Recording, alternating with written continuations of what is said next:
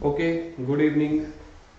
Class start कर रहे हैं। आज हम थोड़ी सी बेसिक अंडरस्टैंडिंग के साथ और कुछ जर्नल अपने नॉलेज के साथ। जब आपको पेपर आना है, ठीक है, अब जैसे क्लास में डिमांड आ रही थी कि पेपर दिखाओ, तो पेपर देखो आपको इस हिसाब से आने वाला है।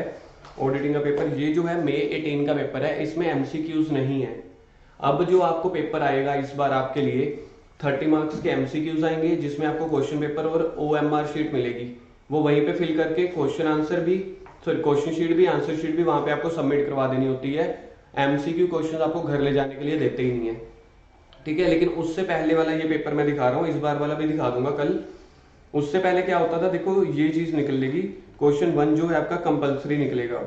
क्वेश्चन 1 जो है आपका कंपल्सरी है, और attempt any 4 questions from the remaining 5। तो टोटल 6 दिए हुए हैं, आपको 5 करने हैं। ओल्ड सिलेबस वालों को 7 में से 6 करने थे।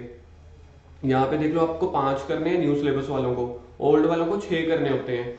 जिसमें फर्स्ट क्या रहता है, कंपल्सरी, और उसके बाद कुछ एक क्वेश्चन की चॉइस। तो फर्स्ट क्वेश्चन कंपल्सरी देखो क्या आया हुआ है, ट्रू एंड फॉल्स, और ये तो वरदान है। अब यहाँ पे थोड़ी सी आप गड़बड़ लगा लो, चाहे एडवांटेज बोल लो चाहे इसको डिसएडवांटेज बोल लो, ट्रू फॉल्स करना ही करना है, ठीक है। पहले क्या होता था ओल्ड सिलेबस में, क्वेश्चन नंबर 2 होता था ट्रू एंड फॉल्स। उससे होता क्या था कि क्वेश्चन नंबर 1 कंपल्सरी है, करना ही करना है। उसमें क्या आ जाती थी, उसमें चीजें क्या आ जाती थी, स्टैंडर्ड के क्वेश्चन आ जाते थे। तो जो स्टूडेंट स्टैंडर्ड्स नहीं करके जाते, या उनको पता है कि ट्रू फॉल्स तो करने ही है, वो तो यहाँ पे बड़े खुश हो जाते हैं कि चलो कंपल्सरी क्वेश्चन और ट्रू फॉल्स ही है। कंपल्सरी मतलब करना ही करना है, और ऊपर से ऐसा क्वेश्चन करने को मिल जाए, तो बच्चा क्या करता है, 6 महीने ट्रू फॉल्स पे बहुत ज्यादा फोकस करता है। तो देखो ट्रू फॉल्स में आपके पास आया हुआ examine with the reason whether the following are correct और इनकरेक्ट, और नीचे लिखा हुआ है 2 into 10। पहले इसमें भी चॉइस होती थी, ओल्ड सिलेबस वालों को इसमें अभी भी चॉइस है। ये तो 20 नंबर के आ गए ना। ओल्ड वालों को क्या होता था कि 8 करने होते थे आउट ऑफ 10, तो 16 नंबर का क्वेश्चन आता था। तो ये मई 18 का है। इसके बाद मैं आपको बिल्कुल लेटेस्ट भी दिखाऊंगा, नवंबर 19 का। क्वेश्चन नंबर 2 अब आपके पास आया हुआ है। देखो क्वेश्चन नंबर, इसके आंसर देखो कैसे हैं, इनकरेक्ट लिखा हुआ है और साथ में 4-5 लाइंस का रीजन। आपको 4-5 लाइंस नहीं लिखनी, लेकिन 2 या 3 लाइंस तो आपको लिखनी पड़ेंगी। जब आपने ट्रू या फॉल्स लिख लिया, हो सकता है आधा नंबर वहीं पे मिल जाए या 1 नंबर, बाकी 1 नंबर या 1.5 नंबर आपको रीजन का मिलने वाला है। देखो आइडिया हो गया आपको रीजन कितना एक लिखना है। अब जैसे एफ वाले का रीजन बहुत ज्यादा लिख दिया है, तो आपको इतना नहीं भी लिखना, कोई इशू नहीं है। लेकिन जी, एच और आई में देखो आपको 4-5, 3-4 लाइंस लिखनी है एवरेज, क्योंकि 2 नंबर इतनी आसानी से भी नहीं मिलने वाले हैं ना। यहाँ पे तो हमें एक एक नंबर के लिए लड़ना पड़ेगा। उसके बाद है क्वेश्चन नंबर 2, फिर से देखो 20 नंबर का है। तो देखा जाए टोटल 5 क्वेश्चन है 20 मार्क्स के, ठीक है। क्वेश्चन नंबर 2 में देखो क्या दिया हुआ है, name the assertions. Assertions, year and inventory verification. तो ये देखो असर्शन क्या है, ईयर एंड इन्वेंट्री वेरिफिकेशन, ये असर्शन है एग्जिस्टेंस का। तो ऐसे हम क्वेश्चन पेपर्स भी ट्राई करेंगे। कई बार है ना कि हमारी बुक में तो ऐसा क्वेश्चन आया ही नहीं, कोई इशू नहीं है, मैं आपको क्वेश्चन पेपर आरटीपीएस भी ऐसे रिवाइज करवाऊंगा बीच में।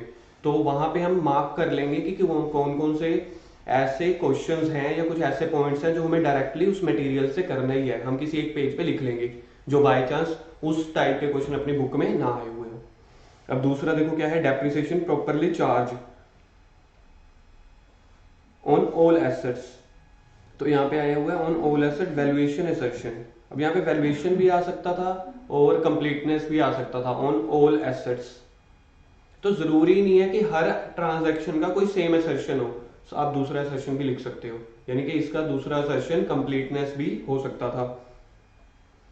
टाइटल डीड, टाइटल डीड में याद है आपको क्या आता था, राइट्स एंड ऑब्लिगेशन। एओसी ई वाले पॉइंट में, एओसी ई वाले में अकाउंट बैलेंस का आता था, क्योंकि टाइटल है तो एसेट है, एसेट के लिए अकाउंट बैलेंस का आता था, राइट्स एंड ऑब्लिगेशन इन्होंने लिखा हुआ है।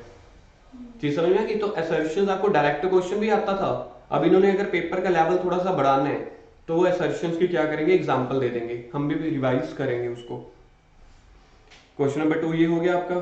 फिर आपके पास आ गया क्वेश्चन नंबर 3, 5 नंबर कितने हो गए, 10, 10 और 4 14, 14 और 6 20, ठीक है, 20 मार्क्स का। तो मतलब आपको पार्ट्स में क्वेश्चन आएंगे। अभी तक आपने अगर देखा होगा 5 मार्क्स का मैक्सिमम क्वेश्चन आया है, ठीक है।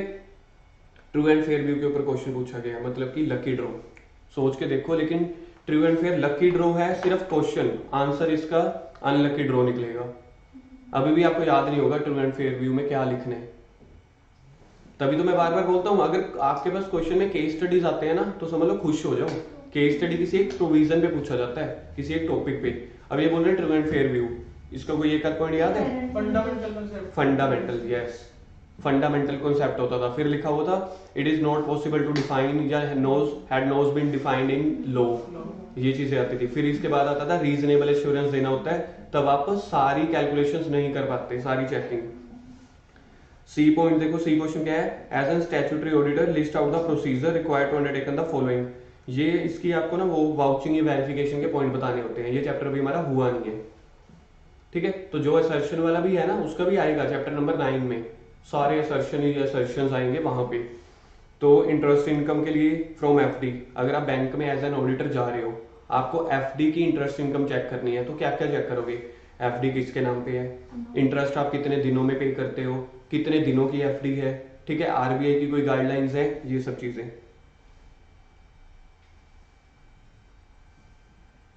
ये देखो ये है for verifying the interest income of FD, list ले लो सारी एफडी की। मतलब यहाँ पे एफडी क्या है, हो सकता है आपने करवाई हो, तो obtain the listing of FD. तो ये सारी चीजें आपके पास होती हैं। और ये क्वेश्चन बच्चे बड़ा मतलब डिमांड करते हैं कि ये क्वेश्चंस आए, क्योंकि आपका 9th और 10th चैप्टर आएगा बाद में, तब आप कहोगे हाँ ये चैप्टर्स आए। क्योंकि इन चैप्टर्स में क्या होता है कि कुछ पॉइंट ना अपने भी चल जाते हैं, इसमें रट्टे वाली चीजें है ही नहीं। उसके बाद क्वेश्चन नंबर 4 कारो, 4 का बी दिख रहा है, कारो सबसे इंटरेस्टिंग है ये पूरे ऑडिट का कारो। उसके बाद आ गया क्वेश्चन नंबर 5 आपके पास, ये निकल के आ गया केस स्टडीज। ऐसे क्वेश्चंस बड़े अच्छे होते हैं, क्वेश्चन पेपर में तो दुखते हैं क्योंकि 10-10 लाइन के बन जाते हैं, लेकिन यहाँ पे ना आंसर एक ही निकलता है। अब ये कंपनी ऑडिट को लेके आए हुए हैं। अब देखो एक क्वेश्चन आया हुआ है एम्फेसिस ऑफ मैटर पैराग्राफ, ये ऐसे 700 का है, इंडिपेंडेंट ऑडिट रिपोर्ट दिया हुआ है ना लास्ट वर्ड, बड़े इजी क्वेश्चन है ये वाला, बहुत इजी क्वेश्चन। ईएमपी किया नहीं है तब तक तो सब कुछ ही मुश्किल है, तब तक तो एबीसीडी भी मुश्किल थी ना। ऐसे ही आपका क्वेश्चन नंबर 6, मतलब आप ये लगा के चलना माइंडसेट, जो क्वेश्चन आपके केस स्टडी बेस्ड होंगे, थोड़े बड़े बड़े क्वेश्चंस होंगे, उसके आंसर जो है ना वो पॉइंट बिल्कुल एज अ पॉइंट होते हैं। तो अगर आपको आता है तो लिख दोगे, नहीं तो नहीं। ये वाले क्वेश्चंस अगर आपने कंपनी लॉ में किए हुए होंगे तो फाइनेंशियल इंटरेस्ट है कि नहीं, 1 लाख तक सिक्योरिटी खरीद सकता है, सिर्फ रिलेटिव खरीद सकता है, सिर्फ कंपनी में खरीद सकता है, उसने 90,000 की खरीदी हुई है और वो भी मार्केट वैल्यू है, तो बड़े आसान चीजें हैं। तो एक क्वेश्चन आपके लिए ये हुआ। एक जो मैंने आपको बताया क्वेश्चन पेपर नवंबर 19 का, ये था क्वेश्चन पेपर आपके पास। तो पार्ट 2 दिख रहा है ऊपर, पार्ट 2, क्योंकि पार्ट 1 में एमसीक्यू चले गए होंगे, पार्ट 1 में एमसीक्यूज चले गए होंगे, तो पार्ट 2 में क्या है, पहला करेक्ट और इनकरेक्ट। ये है आंसर एनी 7 आउट ऑफ 8। इसलिए मैंने आपको आज 4 में से 2 क्वेश्चन लिखने के लिए दिए, ताकि मैं चाहता था आप चॉइस को भी हैंडल कर पाओ।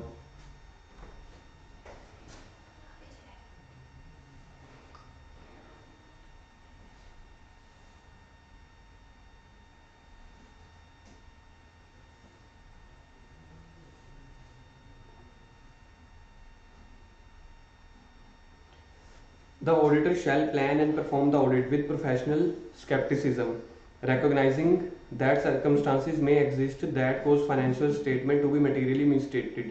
Discuss any 4 example of professional skepticism. ये पहले चैप्टर में आए थे आपके पास कुछ पॉइंट्स, एविडेंसेस कलेक्ट करना, क्रिटिकल असेसमेंट ये वो चेक करना।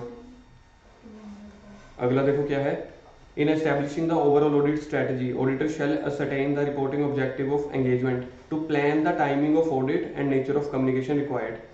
क्या लिखा हुआ है, elucidate, वाह शब्द देखो फिर those cases by which auditor can ascertain the reporting objective of engagement। अब यही बताएंगे इसका आंसर क्या लिखा है इन्होंने सॉल्यूशंस में, ठीक है।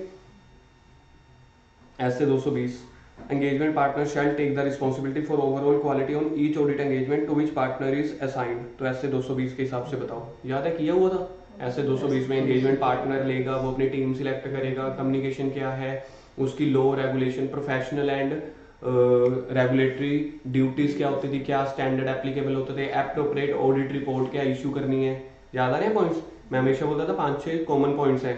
प्रोफेशनल स्टैंडर्ड्स कौन कौन से अप्लाई हो रहे हैं उसके ऊपर, एप्रोप्रिएट ऑडिट रिपोर्ट, तो ये सब चीज़ें आपके पास निकल के आएंगी। इसका पहला पेज मेरे पास है नहीं, तो वहाँ पे चॉइस भी लिखी हुई थी कि इनमें से भी कुछ क्वेश्चन करने थे। यानी कि ओल्ड सिलेबस का जो क्वेश्चन पेपर होता था ना, अब मैं आपको एक बार के लिए ओल्ड सिलेबस का क्वेश्चन पेपर भी दिखाता हूँ, वो अच्छा होता है।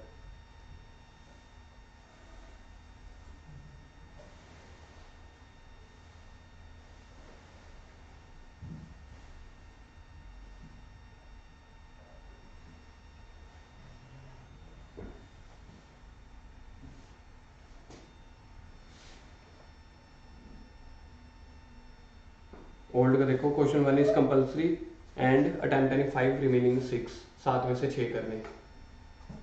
ठीक है, 7 में से 6। पहला क्वेश्चन आपको लग रहा है ट्रू फॉल्स है, ट्रू फॉल्स नहीं है। पहले क्वेश्चन में 5-5 नंबर के क्वेश्चंस आए हुए हैं। Possibility of fraud, unusual relationship between auditor and management. ओहो हो सर, कल ही तो किया है ना कल। यानी कि सर जो हम ना क्लास में कर रहे हैं पेपर में भी आता है। हाँ आता है, आज पता लग रहा है। उसके बाद आपके पास है, अगर मैं बात करता हूँ सी, देखो, as an auditor requested the officer to have the access to secretarial records and correspondence which they refuse to provide. ऐसे 210 में आता था। तो ऐसे 210 में इसके क्वेश्चंस निकल के आते थे आपके पास, जहाँ पे एक्सेस देना होता था। उसके बाद आ रहा है true and false. True and false में देखो आंसर यानी 8 आउट ऑफ 10 होते हैं यहाँ पे। ये ओल्ड सिलेबस का है। ठीक है, तो ये क्वेश्चन तो बड़े अच्छे होते हैं। मैं तो इसी सहारे, मेरे को तो ऐसा लगता था मैं इसी के सहारे ऑडिट में पास हुआ था। उसके बाद आता था आपके पास क्वेश्चन वाउचिंग एंड वेरिफिकेशन, ये भी बोनस होते थे। तो ये 4 तरह की ट्रांजैक्शन है। इसके ऊपर बताओ आप कैसे इसको चेक करोगे। वाउचिंग एंड वेरिफिकेशन का मतलब ये होता है कैसे चेक करोगे। रिकवरी ऑफ बैड डेट्स, यानी कि बैड डेट्स रिकवर को कैसे चेक करोगे। पहले तो ये देखो, आपने उसको सच में सेल करी हुई थी, उसके अकाउंट्स को आपने बैड डेट्स अनाउंस कर दिया, तो डेटर को खत्म कर दिया था। अब जो रिकवरी हुई है, कैश में हुई है या चेक के थ्रू हुई है, क्या उसकी ट्रांजैक्शन आपने बुक्स में रिकॉर्ड की है, ऐसे points. Receipt of insurance claim, insurance claim कैसे मिलता है उसका सारा, कि सर्वे हुआ, फायर से आपकी डिस्ट्रक्शन हुई है एसेट की या क्या हुई है, कितना क्लेम उन्होंने एडमिट किया है, किस साल में था और किस साल में आ रहा है, क्या इसके ऊपर कैपिटल गेन लगेगा, कैपिटल गेन लगेगा तो कब लगेगा। तो ये सारे पॉइंट्स जब रिसीव हो जाएगा। इसका सबसे अच्छा क्वेश्चन होता था क्वेश्चन नंबर 7, बड़ा ही क्यूट नन्ना मुन्ना सा, मेरा फेवरेट क्वेश्चन होता था ये देखो, ये आ जाओ 7th, ये देखो ऐसे क्वेश्चन होता था। Right shortcut on any four, C final में भी ऐसे आते थे। ये क्वेश्चन नंबर 7 बड़ा ही क्यूट सा होता था। छोटे छोटे शब्द दे देते थे, कहते एनी 4 कर लो इसमें से। तो एनी 4 देखो कौन कौन से हैं आपके पास, कोई आपने किया हुआ है टेक्निक ऑफ सर, अब तो हमें विश्वास हो रहा है कि आप ऑडिट वही पढ़ा रहे हो जो पेपर में आती है ना। दूसरा monitoring of control, sir monitoring of control तो आप कहते थे कभी आता ही नहीं, तो देखो आया हुआ है। अब मैंने इसको सेल्फ रीड का नाम दिया हुआ है लेकिन पेपर में आया हुआ है। परफॉर्मेंस ऑडिट, चलो ये चैप्टर भी आएगा। Physical verification of fixed asset eight reasonable time, ये कारों का क्वेश्चन है, अभी आएगा। एक्सटर्नल कंफर्मेशन ऐसे 505, मतलब सर सच में पेपर में वो क्वेश्चंस भी आते हैं जो हम बुक में करते हैं, आते हैं। चलो अब अपनी ये चर्चा बहुत हो गई है, अब हम अपनी फ्रॉड रिपोर्टिंग की क्लास शुरू करते हैं। ठीक है, आज हमारी चैप्टर नंबर 5 की सेकंड क्लास करें शुरू।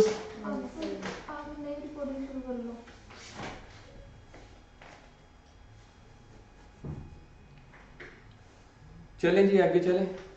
इसको मैं थोड़ा सा ब्रेक डाउन कर लूंगा यूट्यूब पे डालने के लिए।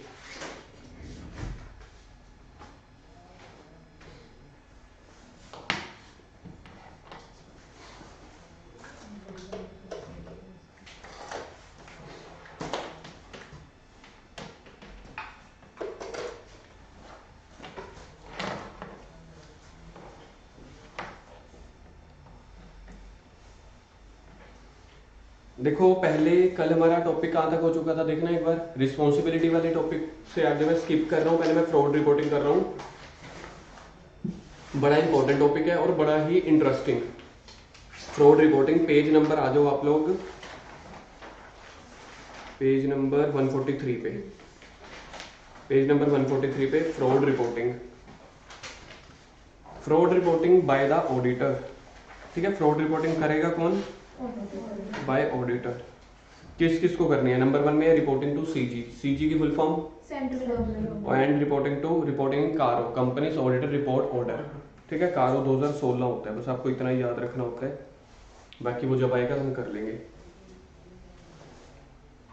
अब देखो सबसे पहले है क्या यहाँ पे, रिपोर्टिंग 143/12 में रिपोर्टिंग टू सीजी हो गया, रिपोर्टिंग इन कारो हो गया, तीसरा भी मैं जोड़ देता हूँ, रिपोर्टिंग इन कंपनीज एक्ट, रिपोर्टिंग इन कंपनीज एक्ट, यही वाला सेक्शन 143 का 12।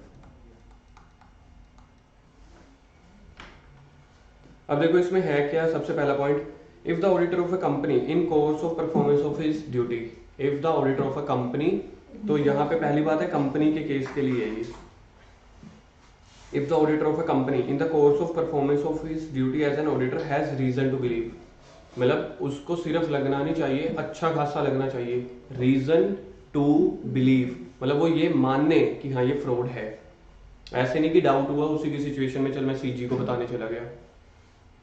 That an offence of fraud involving such amount या amounts as may be prescribed has been committed या इज बीइंग कमिटेड। तो पहले पॉइंट में क्या आ गया, रीजन टू बिलीव हो रहा है, ठीक है, कि कोई फ्रॉड या तो हो रहा है या होने वाला है या हो चुका है।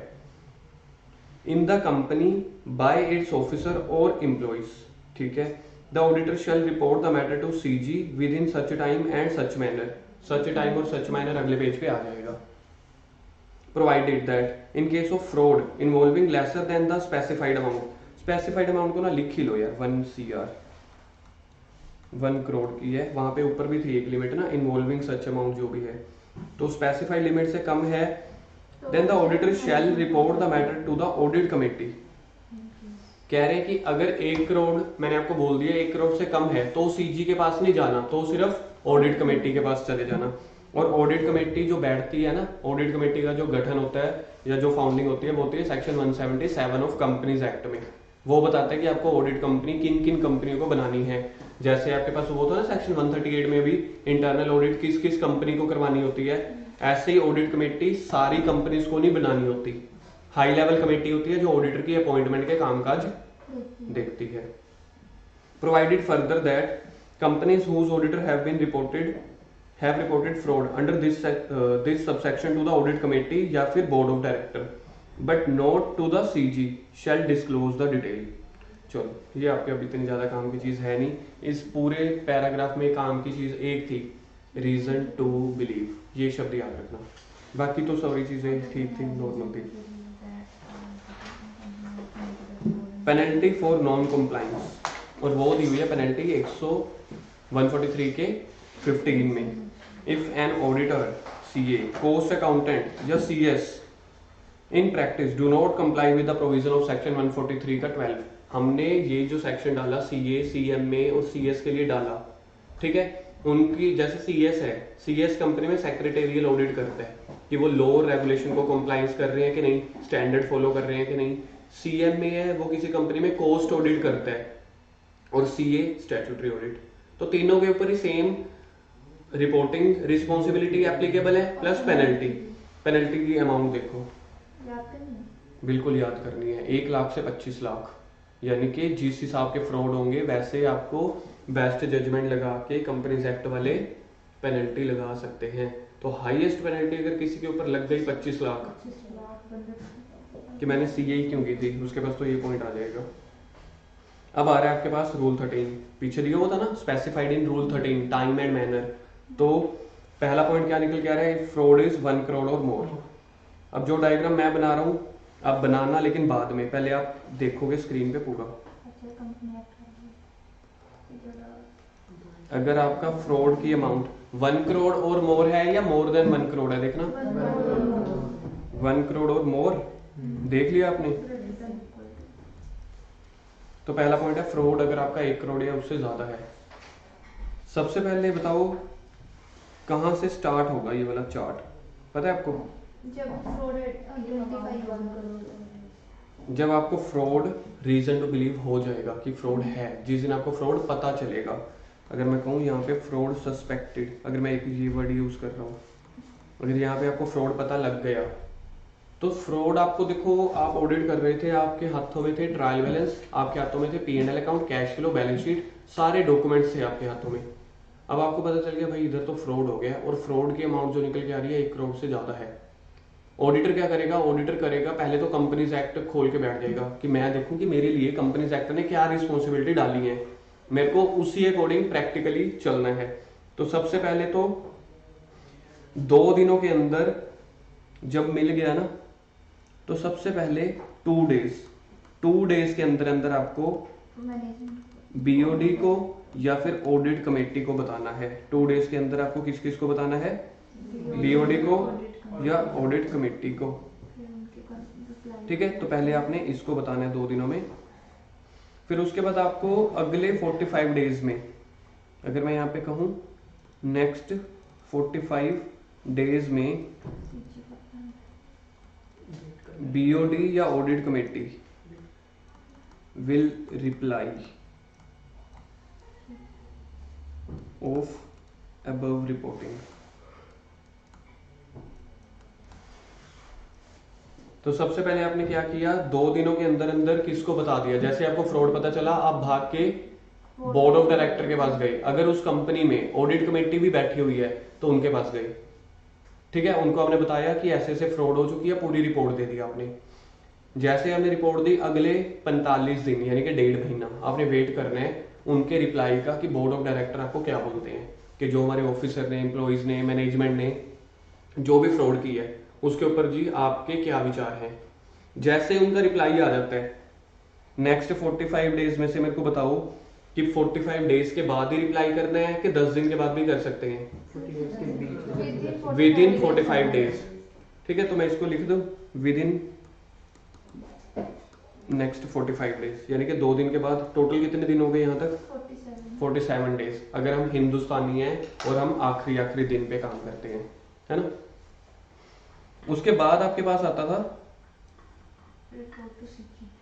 नेक्स्ट 15 दिन। जैसे ही आपको उसका रिप्लाई आया, उसके अगले 15 दिनों में जैसे ही आपको किसका रिप्लाई आया होगा, तब आपने रिपोर्टिंग कर देनी है सीजी को। तब जाके आप अपनी ड्यूटी से मुक्त हो जाओगे। साथ में एडीटी कौन सा फॉर्म भरना है? देखो साथ में आपने रिपोर्टिंग करनी है एडीटी 4 फॉर्म में। ये ऑनलाइन आप फिल कर दोगे तो आप ये मान लोगे आपने रिपोर्टिंग कर दी। ठीक है, अगर फ्रॉड 1 करोड़ से ज्यादा है, सबसे पहले फ्रॉड मिला, उसके 2 दिन के बाद आपने कहाँ पे जाना है? बीओडी के पास जाओगे। फिर 45 डेज उनका देखोगे क्या आंसर देते हैं आपको कि ये फ्रॉड क्या किया और उसके ऊपर आपने क्या एक्शन टेकन किए। तो 45 दिनों में आपके पास जैसे ही आंसर आ गया, अगर मेरे पास आंसर आ गया 10वें दिन, तो 10th डे के बाद 15 दिन शुरू हो जाएंगे, ना कि 45 डेज के बाद। यानी कि आपको तो रिप्लाई आने के 15 दिनों के बाद कहाँ पे जाना है? सीजी के पास। किस फॉर्म को, कौन सा फोन नंबर फाइल करना है? एडीटी 4। क्या ये याद रखना है? बिल्कुल, एमसीक्यू आ जाएगा इसके ऊपर। तो ये सब चीजें हैं। अब दूसरा सिनेरियो के पास क्या निकलेगा? यहाँ पे मैं एक क्वेश्चन पूछता हूं, अगर 45 डेज में बीओडी रिप्लाई नहीं करते, दे आर डीड, मतलब आपने रिपोर्ट दे दी, 45 डेज की वेट कर रहे हो, 45 डेज आज आखिरी था, रात को 12 बज गए, अभी तक उनकी कोई मेरे पास रिपोर्ट या रिप्लाई नहीं आई। कल सीजी को रिपोर्ट कल नोट के साथ भेज देगा कि मैंने ऐसे कब? 45 डेज के बाद।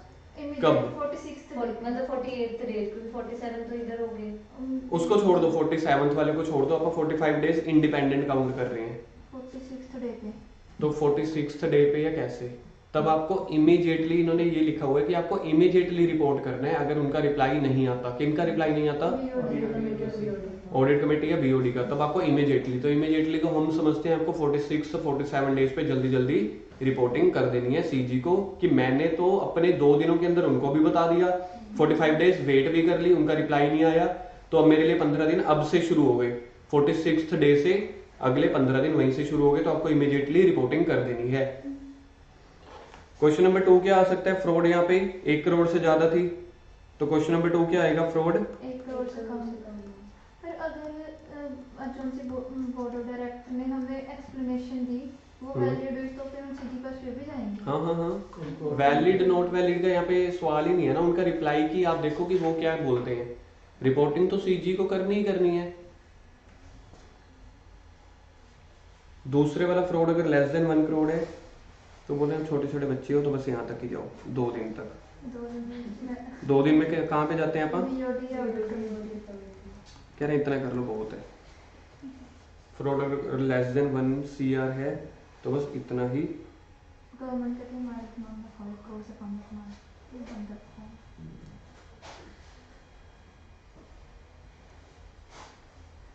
डन। अब जल्दी से इसको बना लो पहले। फ्रॉड मोर देन और इक्वल टू 1 करोड़ है।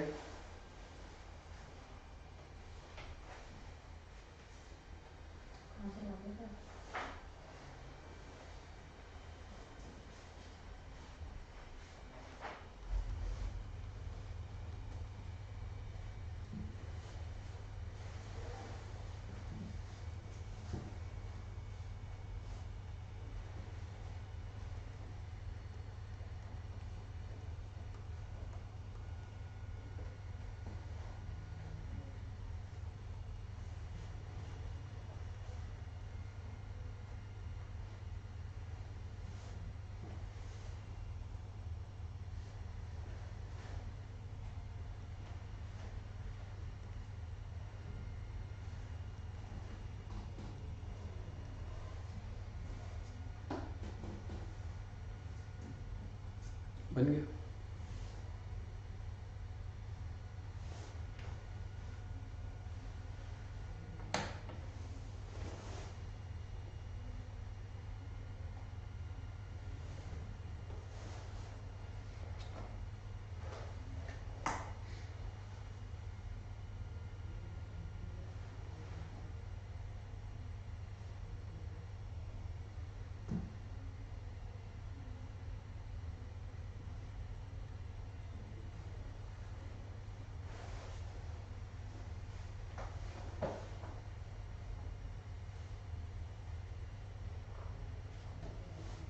फ्रॉड लेस देन 1 करोड़ तो 2 दिन में BOD और ऑडिट कमेटी को बता दो। प्लस छोटी छोटी और रिक्वायरमेंट है वो हम थ्योरी में पढ़ेंगे अभी।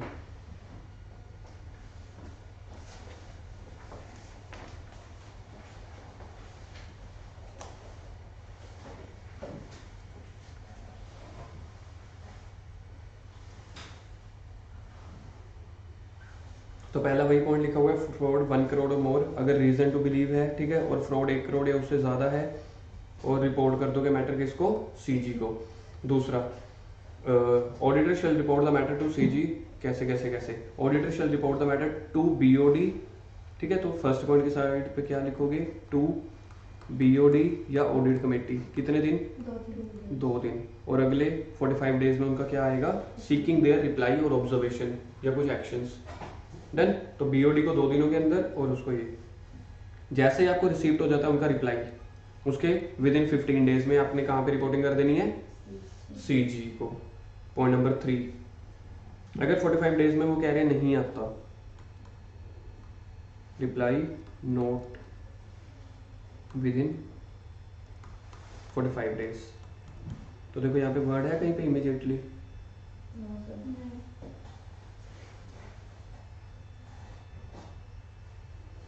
He shall forward the report to CG. The report was earlier forwarded to board. This ठीक है, immediately आपको कर देना है। फोर्थ में, report shall be sent to secretary Ministry of Corporate Affairs in a sealed cover। चलो जी, यहाँ पे अभी इन्होंने बोला मैनुअल भी आपको भरना पड़ेगा। तो आपने ये रिपोर्टिंग CG को कहाँ पे करनी है? Reporting to secretary.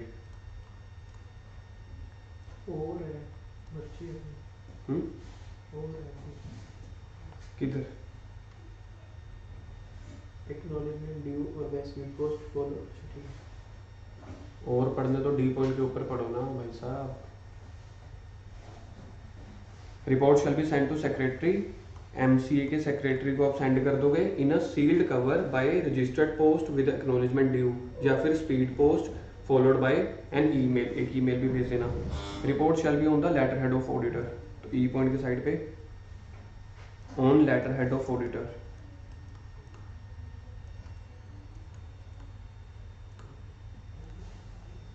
और लेटर हेड का वो दिया हुआ है नॉलेज भाई सीए साहब कि अपने लेटर हेड के ऊपर फ़ोन नंबर, ईमेल एड्रेस, ये सब कुछ डाल देना, ठीक है। और उसके बाद है फॉर्म ADD 4।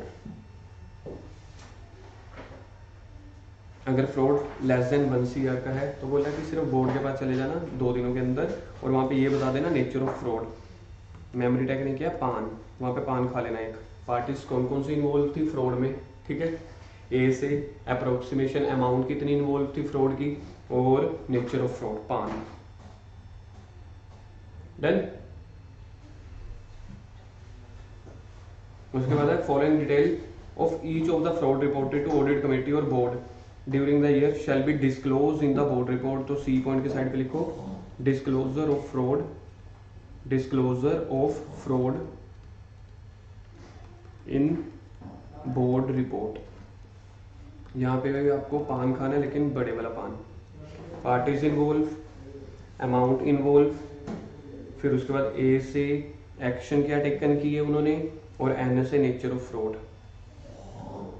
एक छोटा पान एक बड़ा पान, ठीक है।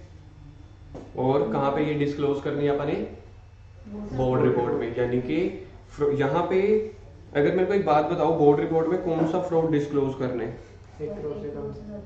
1 करोड़ से कम वाला कि ज्यादा वाला? सारे सारे करने हैं। Detail of each of the fraud, each of fraud, disclosure of each fraud in board report. 1 CR से ज्यादा वाला भी, 1 CR से कम वाला भी। बोर्ड रिपोर्ट बनती है जो बोर्ड ऑफ डायरेक्टर्स की, जिसमें स्टेटमेंट्स वगैरह लिखी होती हैं, तो वहां पे तो सारे फ्रॉड लिखने ही हैं, और वहां पे पान बड़े वाला खाना है। पार्टीज इन्वॉल्व, अमाउंट इन्वॉल्व, क्या एक्शन टेकन की है बोर्ड ऑफ डायरेक्टर ने उसके बाद, और एन से नेचर ऑफ फ्रॉड क्या था। Provision of this rule shall also apply to mutatis mutandis. ओहो, क्या लिखो? म्यूचुअल मुटांडिस। मुटाटिस मुटांडिस है। म्यूचुअल मुताबिक ये एरर, अनुज जिसको एरर कर ले, ये जिसने टाइप की होगी उसने लिखा होगा। इसका श्रेय आपको ही जाता है। तो यहाँ पे लिखो मुटाटिस। सर अच्छा तो था शब्द म्यूचुअल मुटांडिस, क्या कर सकते हैं ना। मुटाटिस मुटांडिस, बोलो एक बार फिर से। मुटाटिस मुटांडिस, कितना अच्छा शब्द है। मुटाटिस मुटांडिस, मुटाटिस मुटांडिस, इसका मतलब क्या होता है? सेम। जी नहीं, सिमिलर सिमिलर बोल सकते हो, सेम नहीं बोल सकते। सिमिलर लॉ में इसका सिनोनिम्स दिया हुआ है, याद है कुछ? वो similar to this is a कुछ बड़ी बार आ गया था कंपनी लॉ में ये। इसको आप बोलते हैं subject to fulfilment. Necessary changes. कह रहे हैं जो छोटी मोटी चेंजेस करनी होंगी ना वो तो कर लेना, अदरवाइज मुटाटिस मुटांडिस का सिंपल मतलब होता है सिमिलर। अगर आपको ये नहीं लिखना, लेकिन अगर आपको कल को मेरी तरह ट्यूशंस पढ़ानी है तो फिर आपको ये पता होना चाहिए। किस किस को अप्लाई हो जाएगा ये? कॉस्ट ऑडिटर को भी और CS को भी, यानी कि ऊपर वाली सारी चीजें अगर बाय चांस वो फ्रॉड की रिपोर्टिंग कौन कर रहा है, CMA या CS, ठीक है, तो एप्लीकेबल हो जाएगा मुटाटिस मुटांडिस। CMA के लिए भी, CS के लिए भी। फ्रॉड रिपोर्टिंग सेक्शन 143 का कौन सा चल रहा था? सेक्शन 143 का 15 मैं इसे में डाउट 143 के 15 में बेटा पेनल्टी चल रही थी। सेक्शन क्या चल रहा है स्टार्टिंग में देखो, 143 का 12 रिपोर्टिंग। तो 143 का 12 आपका खत्म होता है। इसके बाद देखते हैं क्या क्या चीजें हैं। एक रिपोर्टिंग हमने कर ली कंपनीज ऑडिट की, कंपनीज ऑडिट की विद CG। फ्रॉड 1 करोड़ से ज्यादा है तो 2 दिन में BOD को बताओ, 45 डेज में उनका रिप्लाई की वेट करो, नहीं आता तो इमीडिएटली बता दो, आ जाता है तो उसके 15 दिनों में CG को बता दो। कौन से वाला? दूसरे वाला सेकंड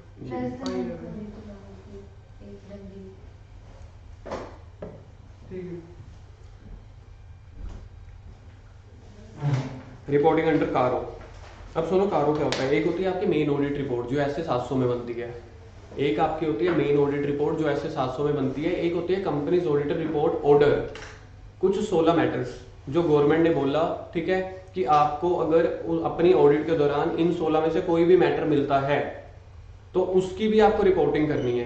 कारो क्या है? कारो इज ए क्वेश्चनियर, कारो इज एन क्वेश्चनियर है, उसके ऊपर आपको लिखना है। समझ लो क्वेश्चनियर में ये लिखा हुआ है whether you have suspected any kind of fraud, तो उसका आंसर लिख देना yes, या जो भी पार्टीज इन्वॉल्व है, मतलब पान खा लेना फिर वहां पे, ठीक है। तो कारो के अंदर भी फ्रॉड की रिपोर्टिंग आपको करनी होती है। कारो का क्लोज नंबर है, देखो पैराग्राफ 3 का 10, इसको बोलते हैं 10th क्लोज, दिख रहा है पैरा 3 क्लोज 10, पैरा 3 क्लोज 10, 10 को बोलते हैं क्लोज, ये आपको लिखना ही पड़ेगा।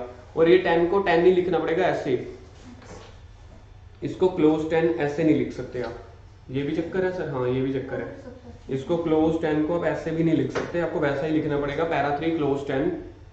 क्लोज 10 में जैसे मैंने आपको बोला टोटल 16 मैटर्स है ना, तो 16 मैटर में से पहला जो आपके पास आता है फिक्स्ड एसेट के बारे में बताओ, दूसरा आता है इन्वेंटरी के बारे में बताओ, ऐसे करते करते 10th आता है कि आप हमें फ्रॉड के बारे में बताओ। तो फ्रॉड हुआ तो आपको ये चीजें बतानी पड़ेंगी, whether any fraud by the company और any fraud on the company, by the company या ऑन द कंपनी, इन दोनों में डिफरेंस होता है कुछ। एक फ्रॉड कंपनी ने किया है, एक कंपनी के ऊपर हुआ है, यानी कि किसने किया होगा? मैनेजमेंट एम्प्लॉइज वगैरह ने। एक कंपनी ने खुद किया, मतलब मैनेजमेंट वाले खुद ही कर रहे हैं कि बाहरली गड़बड़। एक ऑन द कंपनी है, by its officers have been notice during the year, if yes, अगर फ्रॉड हुआ है तो उसकी नेचर बताओ, अमाउंट इन्वॉल्व बताओ। तो एक तरह से ये पान वाली चीज ही हो गई ना। तो कारो ने बोला क्वेश्चनियर में क्या फ्रॉड हुआ है, इफ यस तो उसका पान बताओ, पार्टीज इन्वॉल्व, अमाउंट इन्वॉल्व और नेचर ऑफ फ्रॉड। ये जो है कि फ्रॉड ऑन द कंपनी, ये भी तो सेम ही हो गया, बाय द मैनेजमेंट भी तो उसी का पार्ट ही है। हो सकता है यहाँ पे, लेकिन कंपनी देखो जैसे अब सत्यम वाले हैं, सत्यम वालों ने पता क्या किया था, सत्यम वालों ने अपने प्रॉफिट और लॉस ही गड़बड़ कर रहे थे। क्यों? ताकि इन्वेस्टर से ज्यादा पैसा इकट्ठा किया जा सके, वो था फ्रॉड बाय द कंपनी। एक है फ्रॉड ऑन द कंपनी, जो आपके एम्प्लॉइज हैं, एम्प्लॉइज ही गड़बड़ कर रहे हैं, एम्प्लॉइज गड़बड़ करके कुछ पैसा मैनिपुलेट करके अपने पास लेके जा रहे हैं, उसकी बुक्स में ही कुछ गलत कर रहे हैं और हाँ। अपने पास रख रहे हैं। और दूसरों के बाय द कंपनी, हाँ हाँ बाय द कंपनी में ये हो सकता है कंपनी के मैनेजमेंट ऑडिटर भी इन्वॉल्व है और वो बाहरले किसी लोगों को धोखाधड़ी दे रहे हैं, फंड इकट्ठा कर रहे हैं। यहाँ पे आएगा lifting of corporate limit.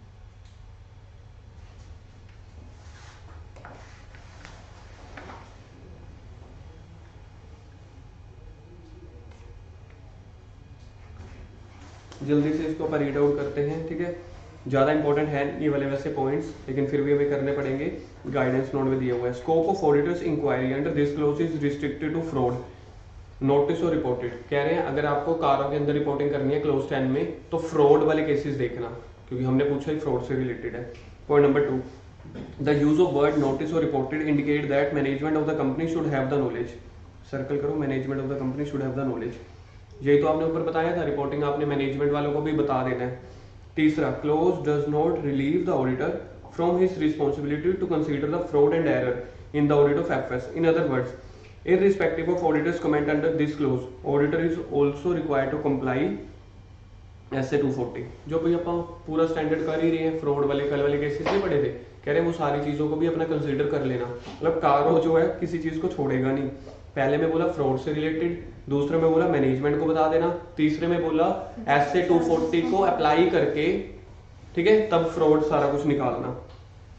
Auditor should obtain the written representation from the management. WR ले लो मैनेजमेंट से लिखवा के, क्या कि they acknowledges its responsibility for implementation and operation of accounting and internal control to detect या correct the frauds.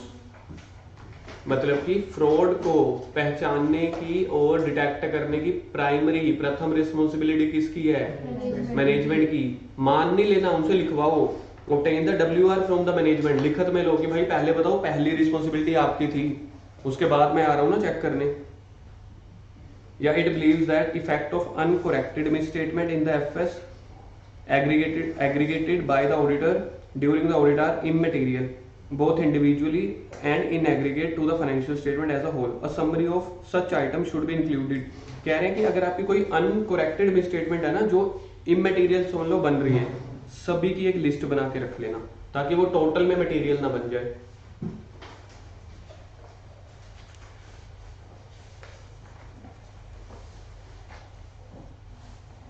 It has disclose to the auditor. ठीक है, ये मैनेजमेंट की रिस्पॉन्सिबिलिटीज चल रही हैं. इट हैज डिस्क्लोज कर देना अपने ऑडिटर को सारे significant facts relating to any fraud या सस्पेक्टेड जो भी मैनेजमेंट को मिले थे. क्योंकि अभी अभी जब आप ऊपर देखोगे 4th पॉइंट में आप मैनेजमेंट से WR ले रहे थे ना, 4th पॉइंट में रिटर्न रिप्रेजेंटेशन ले रहे थे ना मैनेजमेंट से, उसी में बोला है कि आपने सारी समरी बना लेना, सारा कुछ सिग्निफिकेंट फैक्ट जो भी आपको फ्रॉड है चाहे सस्पेक्टेड फ्रॉड है उसकी लिस्ट आप हमें दे देना और ऑडिटर को डिस्क्लोज कर देना सारा रिजल्ट ऑफ इट्स असेसमेंट. जो भी आपने एंटिटी का रैप लगाया होगा ना, disclose to auditor result of assessment of risk, मतलब एंटिटीज का रैप. एंटिटी का रैप क्या के लिए? फ्रॉड डिटेक्ट करने के लिए. अगला आपके लिए होमवर्क रहेगा, 2-3 पॉइंट ये पढ़ लेना. ठीक है, मतलब पूछे नहीं जाएंगे ये वाले पॉइंट्स. ठीक है, बिल्कुल ही रीड वंस वाले पॉइंट्स है जो भी अभी हमने खत्म किए. मेनली यहाँ पे पॉइंट्स क्या है? Fraud reporting. सेक्शन 143 का 12. अगर फ्रॉड 1 करोड़ से ज्यादा है, 1 करोड़ से कम है, 1 करोड़ से ज्यादा है तो 2 दिन, 45 डेज, 15 दिन, 2 दिनों में BOD को या ऑडिट कमेटी को, 45 डेज में seeking they reply and with in next 15 days ADT 4 form. और क्या क्या इन्वॉल्व करना है? 5, छोटा 5 है ना. और अगर फ्रॉड 1 करोड़ से कम है तो BOD को बता दो, चल जाएगा. इसमें बड़ा पान खाना है.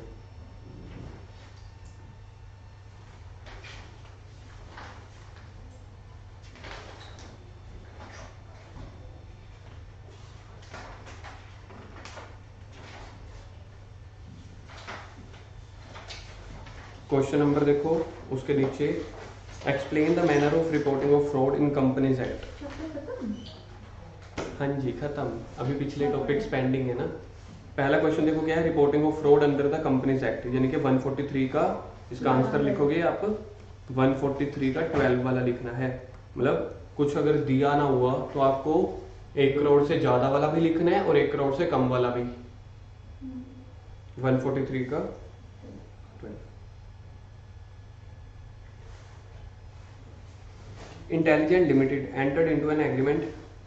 ठीक है, अगली केस स्टडी पढ़ रहा हूँ. Intelligent limited entered into an agreement with mister intellectual on 15 March 2017 whereby it agreed to pay him 2 lakh per month as a retainership fees for consultation in IT department. एक company थी intelligent limited, बहुत intelligent थी, जो mister intellectual के साथ, एक समझदार इंसान के साथ उसने एक एग्रीमेंट किया कि हम आपको 2 लाख रुपए प्रति महीना देंगे, आप हमें कंसल्टेंसी देना. However an amount was actually paid and 24 lakh was provided in the statement of P&L account 31 मार्च 2017 को. एग्रीमेंट कब हुआ था? 15 मार्च को और 17 को. Management of the company uttered that need basis consultation was obtained throughout the year. However, on investigation, no documentary or other evidence of receipt of service was found. तो इसको आप सर्कल करोगे, एविडेंसेस आपको मिले नहीं. As an auditor what would you approach? तो ये fraud आपका 1 करोड़ से कम है. मतलब यहाँ पे आपने क्या किया, आप दिखा रहे हो कि 24 लाख रुपए दे रहे हैं. भाई 24 लाख दे रहे हो तो सबसे पहले तो मेरे को सामने वाली पार्टी के साथ जो एग्रीमेंट हुआ मेरे को उसका एफिडेविट देखते हैं, अभी देखते हैं. तो सबसे पहले तो आपको ये देखना है कि एग्रीमेंट की कॉपी देखो जो आपकी प्रोफेशनल के साथ है. ठीक है, एग्रीमेंट की कॉपी क्या उसको आपने रजिस्टर पे चढ़ाया कि नहीं चढ़ाया. ठीक है, एक पॉइंट तो ये आपका निकल के आ गया. दूसरा, क्या उसने आपको बिल दिया? बिल उसका चेक करो. अब उसके बिल में अगर आप 24 लाख दे रहे हो तो वो 20 लाख की टर्नओवर क्रॉस कर रहा है. 20 लाख की टर्नओवर क्रॉस कर रहा है, उसको GST नंबर लेना जरूरी है.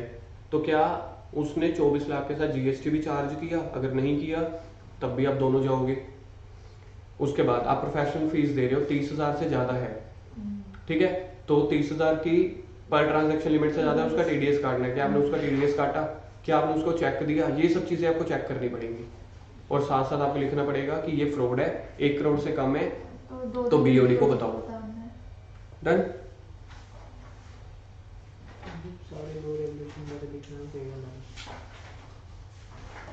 मतलब जो हमें पता है सारा पालन। हमें तो बहुत कुछ पता है। हमें तो सब कुछ ही पता है। आज अभी क्लास चलती है। चलो जी, पहला टॉपिक अब पीछे पेजेस पे आ जाओ जहाँ से हमने कल छोड़ा था। Responsibility for prevention and detection of fraud. ऐसे 240 के हिसाब से किसकी रिस्पॉन्सिबिलिटी होती है? अभी अभी हमने सीख लिया। सबसे पहला है टीसी, गलत है यार, ऑडिटर की। प्राइमरी रिस्पॉन्सिबिलिटी फ्रॉड को डिटेक्ट करने की किसकी होती है? मैनेजमेंट की या टीसीडब्ल्यूजी की। जैसे एफएस बनाने की, इंटरनल कंट्रोल लगाने की, और इसकी भी primary responsibility for prevention and detection of fraud rest with both TCWG या मैनेजमेंट। ठीक है, और उनको देखना है कि वो ऑनेस्टी और ethical culture, ethical behaviour maintain करें। ये लाइन कल भी आई थी। Control environment. कंट्रोल इन्वायरमेंट में हाँ। फ्रॉड के मीनिंग का लास्ट पॉइंट देखना एक बार, पीछे पेज टर्न करो। इलीगल एडवांटेज, और उसके नीचे भी था एक पॉइंट ना कहीं पे। कंट्रोल एनवायरनमेंट में था।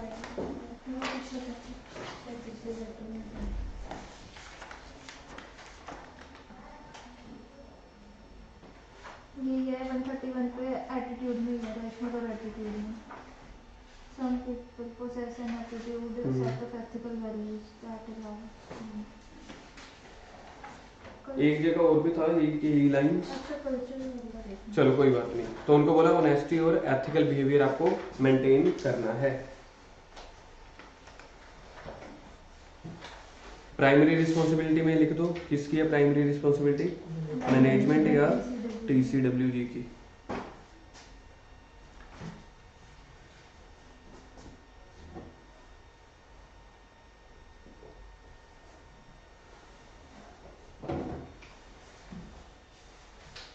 उसके बाद आपके पास टॉपिक है risk associated for non detection. Non detection, अगर आप रिस्क को फाइंड आउट नहीं कर पाए, ठीक है, अगर आप फ्रॉड को फाइंड आउट नहीं कर पाए तो क्या क्या रिस्क हो सकते हैं? यानी कि कंपनी में फ्रॉड चल रहे हैं और आप उसको डिटेक्ट ही नहीं कर पाए, यानी कि आपने अच्छी ऑडिट नहीं करी।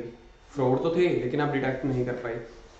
Point number 1, owing to inherent limitation of audit there is circle करो unavoidable risk.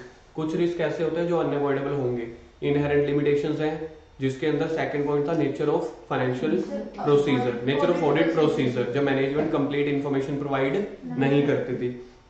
That some material misstatement of FS may not be detected even though audit is properly planned and performed. तो पहले point में क्या निकल के आ रहा है कि इनहेरेंट लिमिटेशंस हो सकती हैं जिसकी वजह से कुछ अनअवॉइडेबल रिस्क हैं जो आप डिटेक्ट नहीं कर पाओगे, चाहे आपने ऑडिट प्रॉपर्ली प्लान करी है और परफॉर्म भी करी है। Clear first point. Second, the risk of non detecting a material misstatement resulting from fraud is higher than the risk of non detecting one resulting from error. खुद read करो।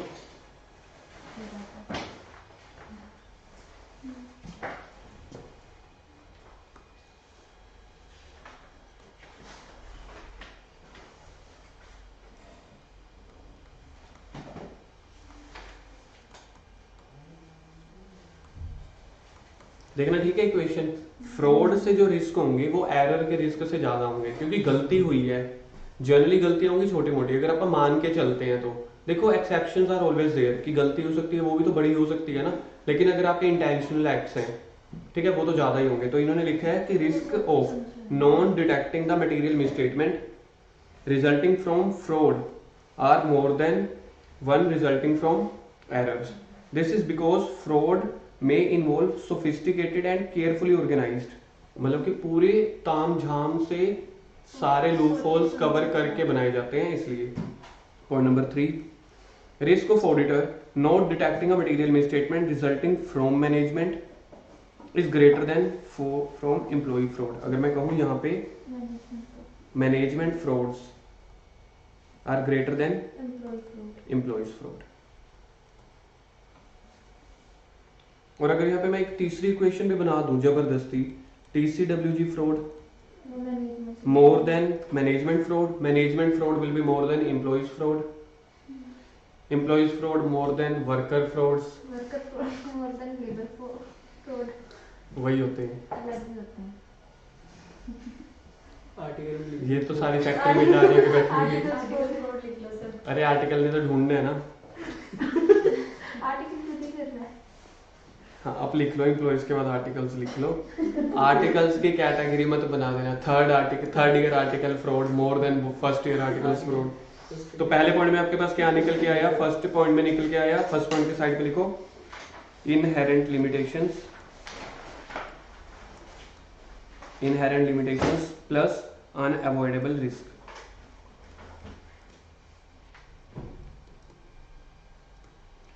कुछ inherent limitations होंगी audit की जिसकी वजह से कुछ unavoidable risk रहेंगे जिसको आप डिटेक्ट नहीं कर पाते even though audit is fully plan and perform. दूसरे में बोला कि कोई जो रिस्क होंगे not detecting of material misstatement के, फ्रॉड वाले होंगे greater than error.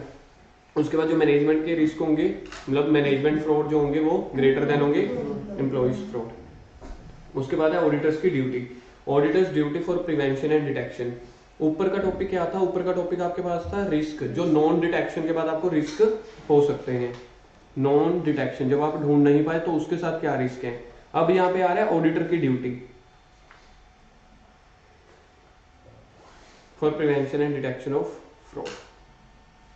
Point number 1, auditor is responsible, an auditor is responsible for obtaining the reasonable assurance that is FS as a whole free from material misstatement. तो सबसे पहले बोला कि उसने तो रीजनेबल एश्योरेंस देना है, वाह ऑडिटर का पहला ही बचाव पक्ष हो गया कि भाई मेरे को तो रीजनेबल एश्योरेंस देना है, true and fair view. Reasonable assurance क्या होता है आपका, ट्रू एंड फेयर व्यू। चलो ठीक है, इसलिए मैं तो सिर्फ उतने तक ही सीमित रहूंगा। Point number 2, when obtaining the reasonable assurance auditor is responsible for maintaining the attitude of, ठीक है कहता ठीक है मैं प्रोफेशनल प्रैक्टिसिज्म मेंटेन कर लूंगा एज पर ऐसे 200, ठीक है। तीसरे में auditor should recognise the possibility that material misstatement due to fraud exist, notwithstanding his past experience of his, repeat हो गया, notwithstanding his past experience. इसको कट कर दो ना, जिसको एरर लिख ले, notwithstanding his past experience of honesty and integrity of entities management. क्या मतलब हुआ इस लाइन का, कह रहे हैं कि auditor should recognise the possibility that material misstatement due to fraud exist, notwithstanding. Notwithstanding मतलब पिछला छोड़ दो भाई, आपका पिछला एक्सपीरियंस अच्छा है कि बुरा है, मतलब हर साल क्या करो, fresh assessment, fresh assessment of fraud bye auditor. Amit बोल रहे हैं हर साल फ्रेश फ्रूट लेते हो, क्या लेके आओ, फ्रेश फ्रूट, हाँ। Fruit. fresh fraud. Unless doubtful situations are present, auditor may accept the records that are genuine.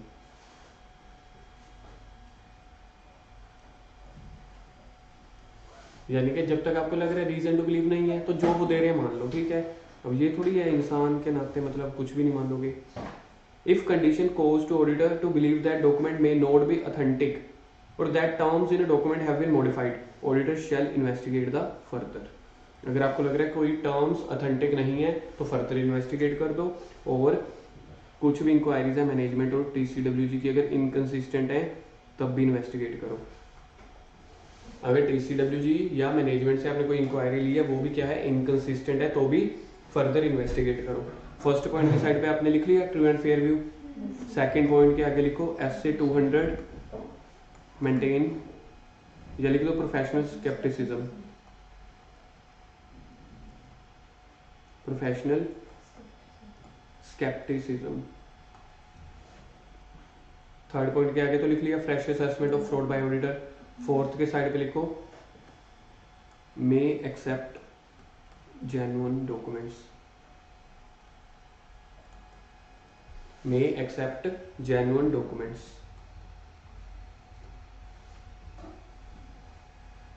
Fifth के आगे लिखो इन्वेस्टिगेट फर्दर, फिफ्थ के आगे इन्वेस्टिगेट फर्दर।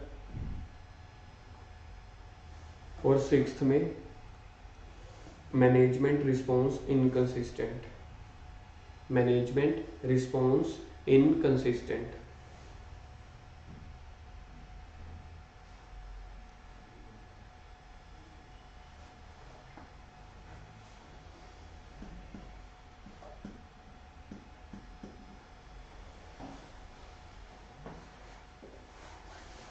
चले जी आगे। पिछला पॉइंट क्या खत्म हुआ था हमारा? पिछला खत्म हुआ था अगर आप डिटेक्ट नहीं कर पाए तो उसके रिस्क में पहला पॉइंट क्या था आपके पास? सबसे पहले इनहेरेंट लिमिटेशंस की वजह से कुछ अनअवॉइडेबल रिस्क होते हैं, तब आप उसको प्रॉपर्ली डिटेक्ट नहीं कर पाते, whether the audit is properly planned and perform. दूसरे में फ्रॉड के रिस्क किससे ज्यादा होते हैं? एरर से। और तीसरा मैनेजमेंट के फ्रॉड, एम्प्लॉयज फ्रॉड से ज्यादा होते हैं। अब इसके बाद पहला point, procedure when circumstances indicate a possible misstatement. अगर आपको कोई प्रोसीजर, क्या प्रोसीजर परफॉर्म करोगे अगर आपकी कोई सर्कमस्टांसेस जो है मिसस्टेटमेंट इंडिकेट करती है? When the auditor encounter any circumstances which may indicate the misstatement from fraud or error shall perform the procedure to determine whether the FSR materially misstated। तो इसमें देखो आंसर क्या है? shall perform the procedure। Wow, क्या material misstatement है कि नहीं? तो इसका आंसर आप लिखो परफॉर्म प्रोसीजर। ठीक है। Point number 2, considering whether identified misstatement, यानी कि गलतियां मिल गई, may be indicative of fraud, whether the auditor indicate such. तो पहले में तो ये बोला है may be indicator of fraud है कि नहीं, ठीक है। If there is such an indication the auditor should consider the implication, circle करो, consider the implication of that misstatement in relation to other aspect of the audit, mainly reliability. तो second में आप circle करोगे, second के इधर side पे लिख low consider the implication.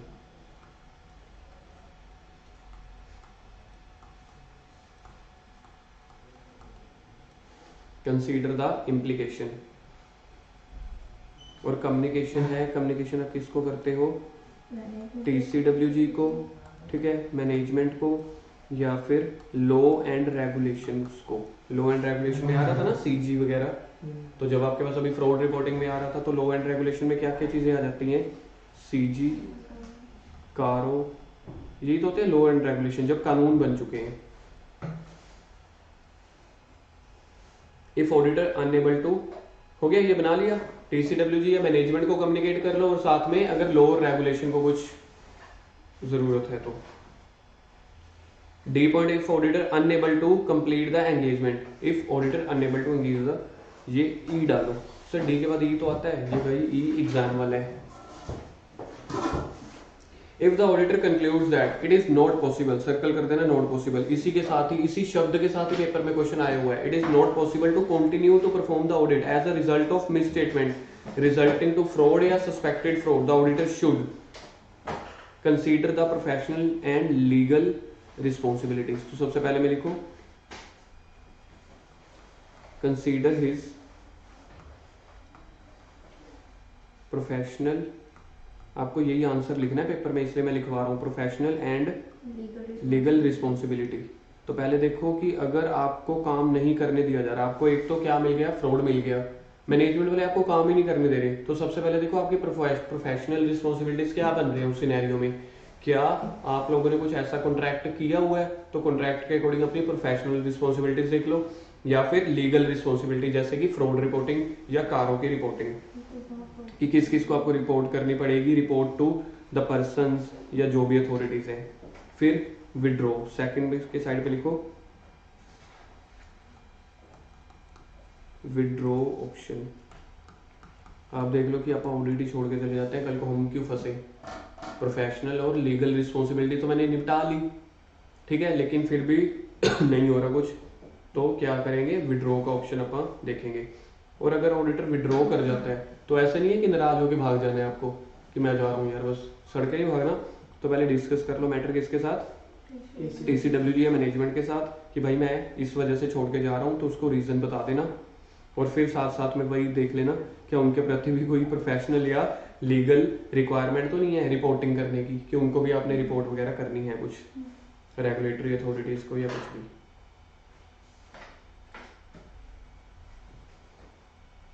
फिर से देखते हैं क्या क्या पॉइंट निकल के आए। सबसे पहला पॉइंट निकल के आया कि अगर इंडिकेट होती है कोई पॉसिबल मिसस्टेटमेंट, तब आपको क्या करना है? प्रोसीजर परफॉर्म कर देना कि वो क्यों है। दूसरे में है अगर आइडेंटिफाई हो जाती है मिसस्टेटमेंट, तब क्या करना है? तब आपको इम्प्लीकेशन चेक करनी है उसकी। कम्युनिकेट किस किस को करना है? TCWG को, मैनेजमेंट को, या लॉ एंड रेगुलेशन के अकॉर्डिंग। अगर ऑडिटर अनेबल है to complete the audit, engagement का मतलब क्या होता है, एंगेजमेंट का मतलब होता है ऑडिट। यहाँ पे वो नहीं है, सगाई नहीं है कि ऑडिटर सगाई नहीं कर पा रहा कंपनी में किसी के साथ। एंगेजमेंट का मतलब है यहाँ पे ऑडिट। तो अगर ऑडिटर नहीं कर पा रहा तो पहले वो देखेगा प्रोफेशनल या लीगल रिस्पॉन्सिबिलिटीज, फिर विड्रॉ का ऑप्शन देखेगा। विड्रॉ के अंदर नाराज होकर नहीं भागेगा, पहले डिस्कस करेगा दोनों के साथ, मैनेजमेंट ECWG के साथ, फिर से सेम वही पॉइंट लीगल या प्रोफेशनल रिस्पॉन्सिबिलिटीज देखेगा। टॉपिक क्या था ये, ऑडिटर्स की ड्यूटी थी फॉर प्रिवेंशन और डिटेक्शन ऑफ फ्रॉड्स। अगला क्या है, auditor responsibilities for failure to detect fraud. भाई साहब यहाँ पे फंस गए, यहाँ पे आपने काम अच्छे से नहीं किया। पॉइंट नंबर 1 हो गया, 2 हो गया, 3 हो गया, ये हो गया 4, है ना।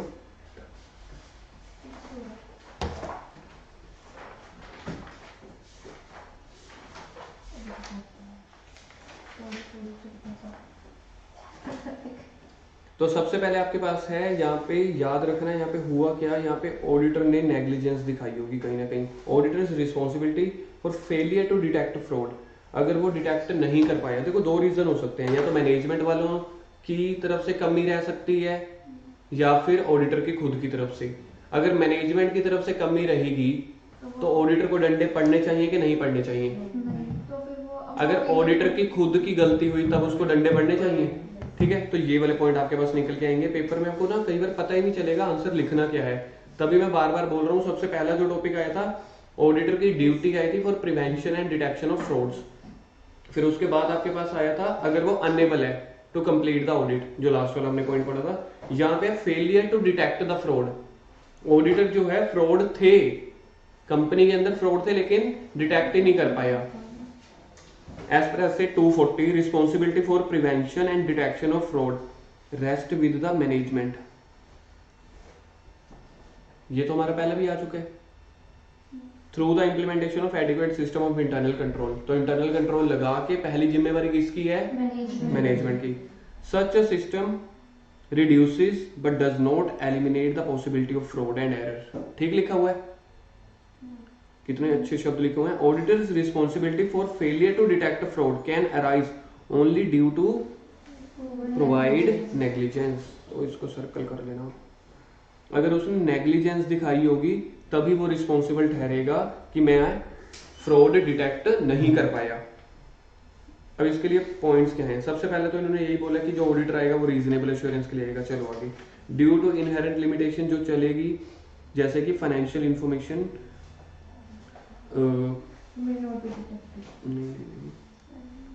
possibility that material misstatement of financial information resulting from fraud may not be detected. An auditor cannot be charged for non-adherence of basic principle in the following circumstances. ये important रहने वाले आपके पास। auditor cannot be charged, उसको नहीं पकड़ा जाएगा if subsequent discovery हो जाती है material misstatement की, यानी कि वो ऑडिट करके चला गया, जो डॉक्यूमेंट थे मैंने चेक कर लिया, सब्सिक्वेंट डिस्कवरी हो जाती है मटेरियल मिसस्टेटमेंट की of the financial information from fraud या एरर, ऑडिटर को नहीं वो पकड़ सकते। ऑडिटर कहेगा आपने मुझे 100 कागज दिए कि हमारे पास यही 100 कागज है, तो ठीक है मैंने भी वही मान लिया, उसको मैंने अच्छे से चेक कर लिया, उसके अंदर फ्रॉड नहीं थे, डन, ऑडिट खत्म हो गई। उसके बाद आपको 3 पेपर और मिल गए, 100 तो चेक कर लिए थे, 3 पेपर और मिल गए, उसमें फ्रॉड निकल आ गया, तो जो सब्सिक्वेंट डिस्कवरी होगी तो उसके लिए बोला गया है कि due to inherent limitation auditor can not be charge, auditor को नहीं पकड़ा जाएगा। या फिर एक तो या तो आप सब्सिक्वेंट डिस्कवरी कर रहे हो या फिर failure to disclose the affair of the company out of books, अगर आपने बुक्स में दिखाए ही नहीं हुए रिकॉर्ड, कंसील कर रहे हो, कंसील फ्रॉम हिम, ठीक है, बाद में आपको पता चल रहे हैं या फिर आप बुक्स में नहीं दिखा रहे, तब ऑडिटर को नहीं पकड़ा जाएगा। तो यहां पे आप हेडिंग बनाएंगे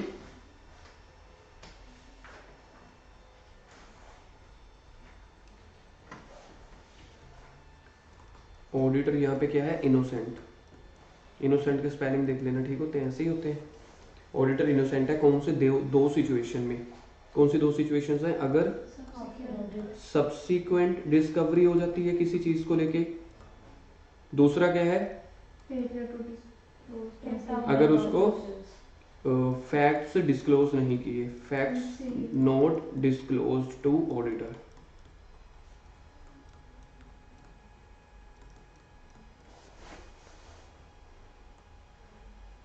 मतलब उसको कंसील किए गए।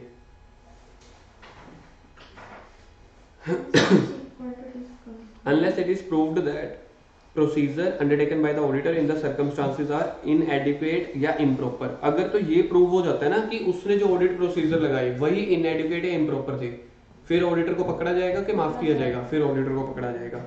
Point number 3, thus if a fraud has been detected after the completion of audit, ठीक है, or some material misstatement that has not reported by the auditor, same by itself cannot mean that auditor did not perform his duty properly।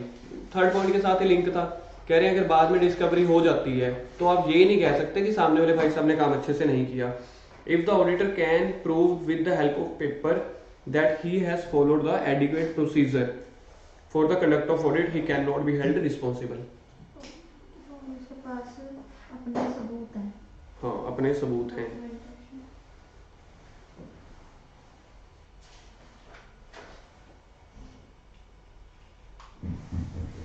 अब आपके पास last topic कौन सा रह गया, fraud risk factors. इसको एक बार टॉपिक देखो कितना अच्छा है ना।